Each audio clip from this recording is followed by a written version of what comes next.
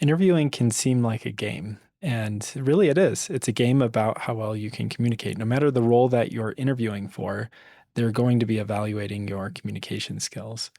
I remember one of my first interviews, it was with Walmart for an engineering position, and I was terribly out of my league from an interview standpoint and probably also a skill standpoint. But the interviewer asked me what the DOM was, and I said, I can't really explain it, but it has something to do with the web.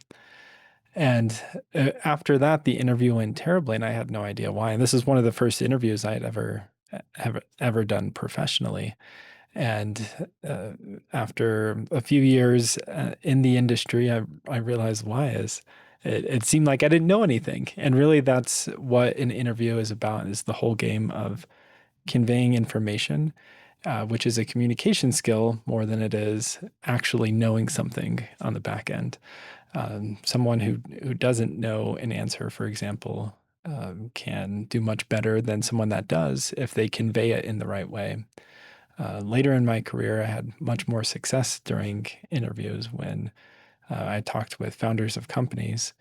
I wasn't phased because I was confident, but then I also knew what the rules were for the interview to be successful. So that's what we'll be covering during this course is how to have a successful behavioral interview. And really, the steps follow a simple pattern. So make it a conversation. And in order to make it a conversation, ask good questions and tell good stories. And as you're making it a conversation, as you're concluding the interview, make sure that you're resolving any doubts. I guess that should happen during the entire interview, is resolving the doubts that the interviewer may have. And those doubts should surface if you're asking the right questions.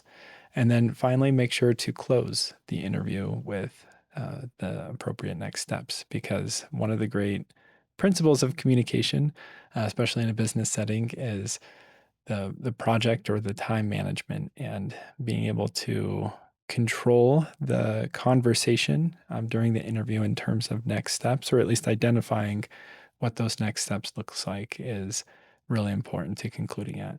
So with those 5 steps, making it a conversation by asking really good questions, telling really good stories, resolving doubts, and then controlling the timeline or the outcome by talking about next steps and sealing the deal, is the 5 steps to having a successful behavioral interview.